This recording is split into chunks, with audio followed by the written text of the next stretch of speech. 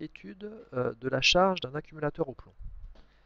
Alors, pour charger un accumulateur au plomb, bien sûr, il va falloir un générateur. Donc, en fait, notre accumulateur au plomb ici, il est déchargé.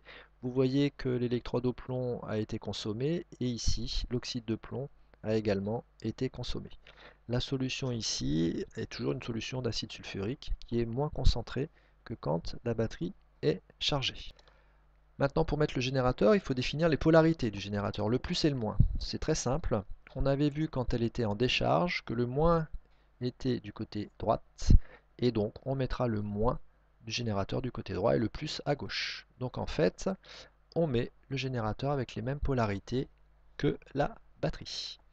Une fois qu'on a défini ces polarités, ce générateur va donc imposer le sens du courant qui va circuler.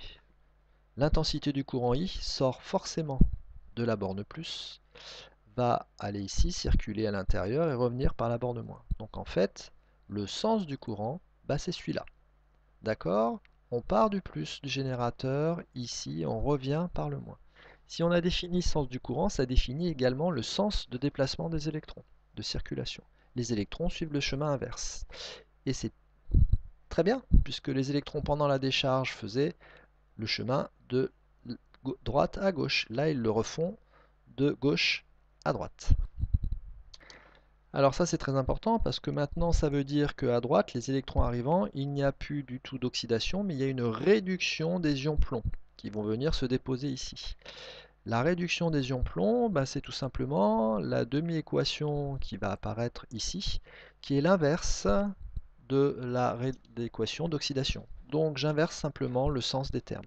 Donc je dirais que l'ion Pb2+ capte deux électrons qui arrivent ici pour reformer la plaque de plomb. Et tout simplement, la plaque des plombs il y a du plomb qui va se déposer, la plaque de plomb est en train de se reformer.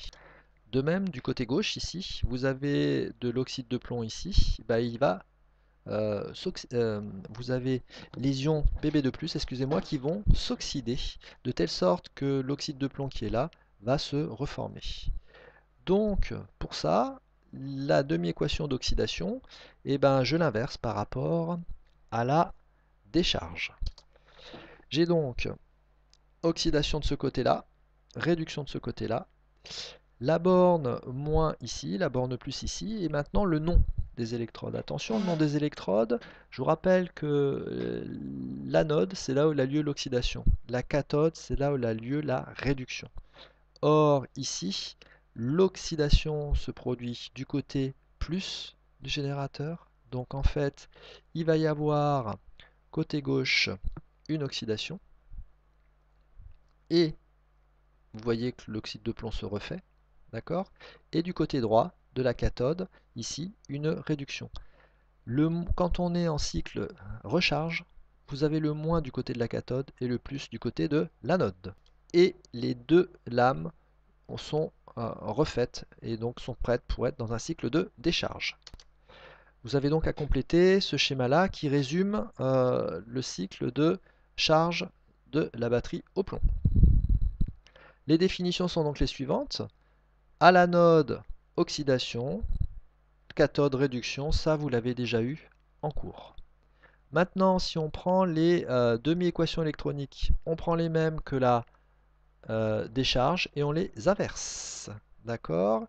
Ce qui fait que quand on fait l'équation d'oxydoréduction, on a simplement la même que tout à l'heure, mais inversée.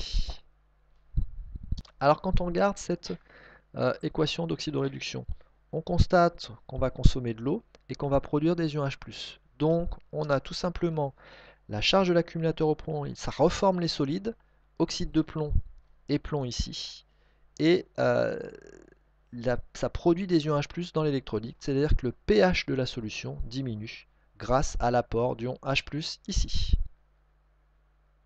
Enfin, pour terminer, il y a de nombreux accumulateurs. Il y en a qui ont du nickel-cadmium, NiCd, des nickel-hydrure métallique, NiMH, mais maintenant, il y a surtout du lithium-ion et du lithium polymère.